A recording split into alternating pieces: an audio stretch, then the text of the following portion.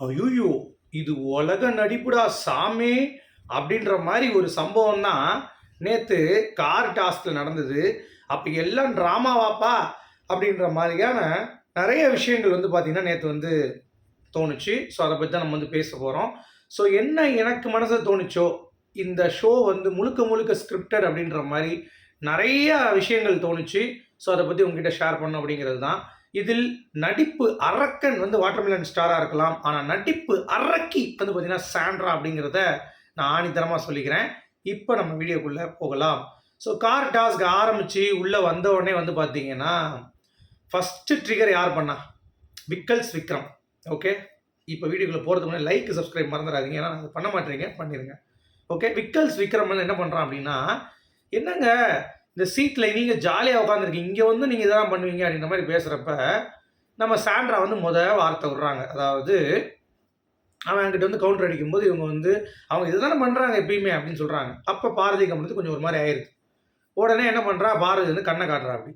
Sandra அப்படின்னு சொல்லிட்டு.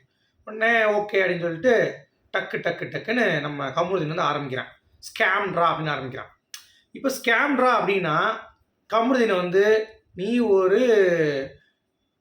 முன்கோபக்காரன், இல்ல வந்து நீ ஒரு டம்மி பீஸு, நீ வந்து ஒரு வேஸ்ட் பீஸு, நீ எல்லாம் வந்து ஒரு மக்ருதீன் அப்படின்ற மாரி சொல்லியிருக்கலாம் சாண்ட்ரா. ஸோ சாண்ட்ரா பண்ண முதல் தவறு, அவைங்க வந்து ஸ்கேம்ட்ரான்னு யூஸ் பண்ணதுக்கு இது ஒண்ணே வார்த்தை விட்டுருச்சு. காமருதீன் 18+ கன்டென்ட் தான் நீங்க பண்ற. நீ காமத்துல தான் அலையிற. நீ காமமா பார்க்குற அப்படின்னு சொல்லிட்டு சாண்ட்ரா வந்து ஒரு வார்த்தை யூஸ் பண்ணிச்சு. அது ரொம்ப ரொம்ப தவறான ஒரு வார்த்தை. அத நார்மலைஸ் பண்ண முடியாது. இந்த ஒரு வார்த்தைக்கு ஒரு ஷோ பார்க்குறாங்க. அவங்க குழந்தைங்க பார்க்குறாங்க. அப்படி இருக்கிறப்ப இந்த வார்த்தைய நீங்க யூஸ் பண்ணலாமா சாண்ட்ரா? தவறு. முதல் தவறு. அடுத்து பாரு பொறுக்கி பாரு அப்படின்னு சொல்றது. ஓகே. இது ஒண்ணு 2வது. அடுத்து கமருதீன் வந்து பார்த்தீங்கன்னா, அப்ப நீங்க காமம் இல்லாம தான் குழந்தை பெத்தீங்களா 2 குழந்தைங்கன்னு கேட்டது. இது இன்னும் நார்மலைஸ் பண்ற மாரி இருக்கு. அவங்க சொல்றத வச்சு இவங்க சொல்றான். மெயின் ட்ரிகர் யார் பண்ணது? சாண்ட்ராவுடைய வார்த்தை. ஏன் பண்ணாங்க? வேற வழி இல்ல. அவங்களுடைய கேரக்டரே அதுதான். ஏன்னா ஸ்கூபி டூ, டிவார்மிங் டேப்லெட் குடுக்கணும், பால ஊத்தி கொள்ளணும் அப்படின்னு சொல்லிட்டு இந்த புருஷன் பொண்டாட்டியும் வந்து என்னென்னலாம் செஞ்சாங்க அப்படிங்கிறத நம்ம பார்த்துட்டு தான் இருந்தோம். சரியா? இதுல வந்து நம்ம வந்து என்னென்ன பண்ணாங்க அப்படிங்கிறத தாண்டி பாரதிக்கு நல்ல சப்போர்ட் குடுத்தாங்க. அது ஒண்ணு தான் பாராட்டணும். என்னன்னா, பாரதிக்கு வந்து இந்த மாரி லவ் பண்ணாத. இங்க அவன் வந்து தப்பா இருக்கான். கமருதீன் வந்து கொஞ்சம் மோசமானவங்கிறத அவங்க புரிய வச்சாங்க. ஆனா இந்த பீடை பாருவுக்கு வந்து புரியல. அத வந்து இக்னோர் பண்ணிட்டு போயிட்டா. இப்ப அவன் கூட உட்கார்ந்து சேர்ந்துக்கிட்டு, இவ பண்ற அந்த அல்சாட்டியம் என்ன? இவங்க அதாவது நார்மலா பாருவா இருந்தா, "நீங்க விட்டது தப்பு. நீ எதுக்குடா வார்த்தை விடுறன்னு" சொல்லி கேட்டிருப்பா. ஆனா அங்க வந்து அப்படி கேட்கல. இவளும் வந்து அப்படியே அந்த வார்த்தைய நார்மலைஸ் பண்றது. ஆமா நானும் முத்தம் குடுத்தேன். நாங்க வீட்ல அடல்ட் நான் 29 வயசு எனக்கு அப்படின்ற மாரி, அத எண்ணெய ஊத்துற மாரி ஊத்திட்டா. அது வந்து நிஜமாவே கேவலமா இருந்தது. ஸோ ரெட் கார்ட் அதுக்காக குடுக்கணுமான்னு கேட்டீங்கன்னா, அது கிடையாது. இவனுடைய வார்த்தை ரொம்ப ரொம்ப தப்பா இருந்தது. இந்த சைடு சாண்ட்ரா எடுத்துக்கிட்டீங்கன்னா, அவங்களுடைய வார்த்தை தப்பா இருந்தது. இதுக்கு கண்டிப்பா கண்டனம் வேணும். சரியா? அடுத்து பாருவுடைய தள்ளி விடுற மேட்டருக்கு வருவோம். தள்ளி விடுறது தப்பா? கண்டிப்பா தப்பு தான். அது எந்த ஒரு மாற்று கருத்தும் இல்ல. ரூல்ஸ்ல வந்து இல்லவே இல்ல. ஸோ பார்வதி அந்த இடத்தில் செய்தது கேடுகெட்ட செயல். எப்படி சபரி வந்து பார்வதியுடைய கண்ண கலக்கினானோ, எப்படி விக்ரம் வந்து மேன் ஹேண்டில் பண்ணலாம்னு சொன்னானோ, எப்படி சாண்ட்ரா அத வந்து ஊக்குவிச்சாலோ, அதே மாரி இதுவும் தப்பு தான். அப்போ சபரிக்கு ரெட் கார்டு குடுத்துருக்கணும். விக்ரமுடைய மேன் ஹேண்ட்லிங் ஆதிரை பண்ணது, பிளஸ் ஹர்ட் பண்ணது. அடுத்து வந்து பார்த்தீங்கன்னா, நெறைய விஷயங்கள் விக்ரம் வந்து பார்த்தீங்கன்னா பண்ணது. இது எல்லாத்துக்குமே அவனுக்கு ரெட் கார்டு குடுக்கணும். அதுக்கடுத்து பாருக்கு இந்த கேம்ல தள்ளி விட்டதுக்கு ரெட் கார்டு குடுங்க. ஓகே. நியாயமா இருக்கணும். எங்கேயுமே வந்து நியாயம் இல்லாம இருக்கக்கூடாது. ஸோ விக்ரம் சபரிக்கு ரெட் கார்ட மொத குடு. அதுக்கடுத்து பார்வதிக்கு குடு. இந்த பீடிக்கு குடு. அப்படிங்கிறத நான் சொல்லிக்கிறேன். ஓகே. ரெட் கார்டு விஷயம் முடிஞ்சிருச்சா? இதுக்கு மேல ஒரு வெங்காயம் வரப்போறது கிடையாது. இங்க இந்த சண்டை போயிட்டு, இவங்க ஏன் இவங்கள மாரி ஆட்கள் இருக்கக்கூடாதுன்னு நான் சொல்றேன் அப்படின்னா, அந்த பாரு மாரி கமருதீன் மாரியும், அவ விழுந்துட்டா. அவ விழுந்து டிராமா பண்றா, இல்ல என்ன பண்றாலும் இருக்கட்டும். ம். இந்த மூதேவிங்க 2 பேரும் கீழ இறங்கி கீழ இறங்கி போயி பார்க்கணும்னு அவசியம் கிடையாது. பட் அட்லீஸ்ட் வெளிய இருந்து பார்த்துட்டு, "ஏய் சீக்கிரம் கூட்டு போங்கடா. சாரிடா நான் தள்ளி விட்டது ஆயிடுச்சுடா." ஏதோ பரவால்ல ஒண்ணுமே கிடையாது. ஜாலியா மெடிக்கல் டீம் இருக்கு. அவங்க பார்த்துப்பாங்க. எதுக்கு நீங்க இது பண்றீங்க? அப்படின்னு சொல்லிட்டு சண்டை. இன்னொரு பக்கம் இதுல மனிதாபிமானம் சபரிக்கு இருக்குப்பா. அதுவரைக்கும் பாராட்டும். சபரிக்கு ஒரு வாழ்த்துக்கள். ஏன்னா, மிச்ச நேரத்துல இருக்காது இவனுக்கு. பார்வதி கண்ண கலக்கும்போது, பார்வதி அடிச்சுன்னு நகர்த்தும் போதெல்லாம் இருக்காது. பார்வதிக்கு ஏதாவது இருந்தா மனிதாபிமானம் வந்து தூக்கி திண்டுக்கல் பக்கம் தூத்துக்குடி பக்கம் போயிருவான். சபரி. ஆனால் பார்வதி தவிர வேறு யாராவது இருந்தாலும் அவன் டாஸ்க்கு கூட விட்டு இறங்கி போவான்.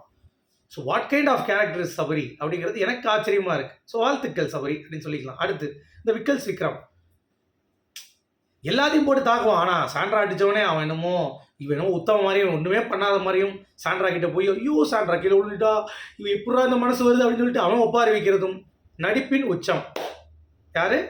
சபரியும் விக்ரமும். உனக்கு வந்த ரத்தம் மிச்சம் தக்காளி சட்னி கான்செப்ட் நல்லா புரிஞ்சுக்கோங்க அது ரெண்டும். அடுத்து மேட்ருக்கு வரேன். கானா வினோத்துக்கு ஒரு வாழ்த்துக்கள். ஏன்னா அவர் எப்பயுமே உண்மையாக இருக்கார்.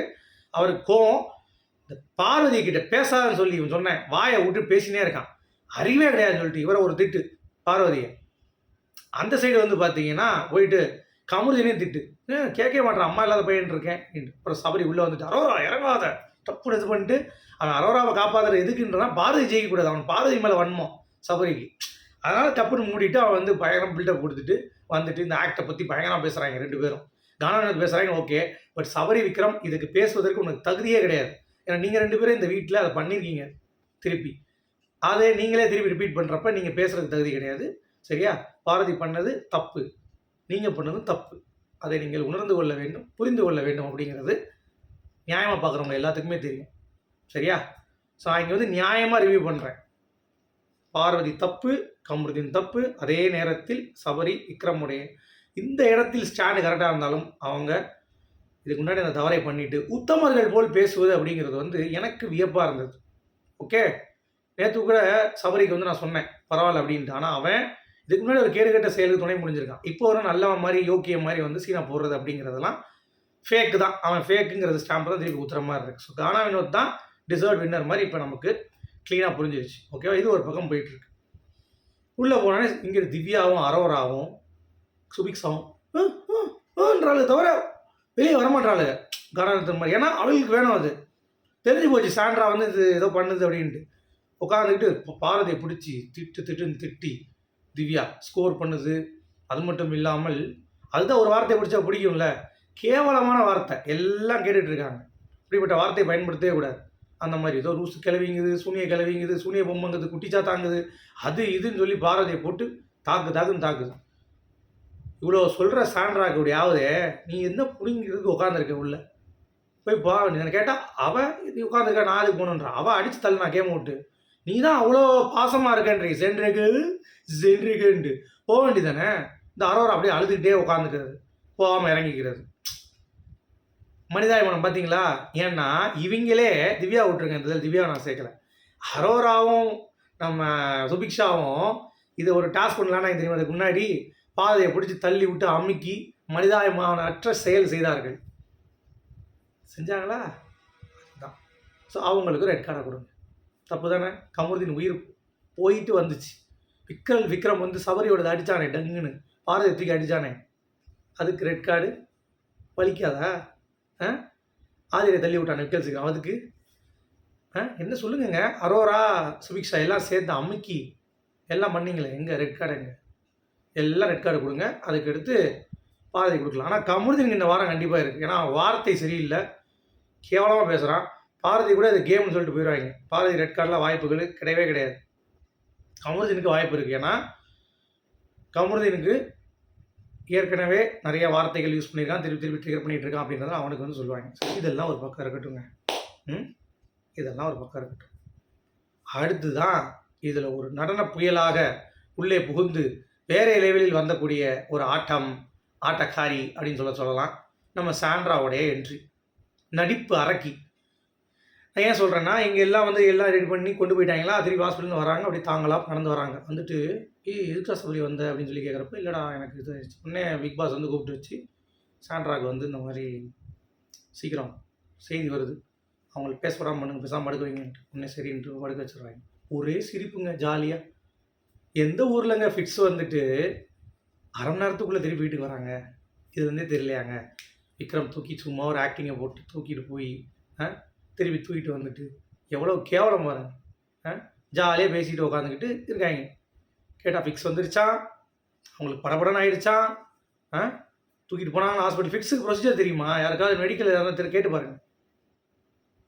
அவங்க போனவொடனே அவங்கள வந்து முதல் ஃபிக்ஸை கண்ட்ரோல் பண்ணி ½ அன் ஹவர் அப்சர்வேஷன் வச்சு அதுக்கடுத்து அவங்களுக்கு என்ன ஆச்சுங்கிறத பார்த்துட்டு எப்படி 2-3 மணி நேரம் அவங்களுக்கு இந்த அம்மா போய் சுற்றி பார்க்குற மாதிரி சுற்றி பார்த்துட்டு வந்துக்கிட்டு என்ன நடிகை வந்துக்கிட்டு அப்படியே நடிச்சிட்டு இருக்கிறது, அப்படியே வந்து பண்ண முடியாத மாதிரி நடிக்கிறது. அப்புறம் வந்து படுத்துட்டு சிரிக்குது வந்து,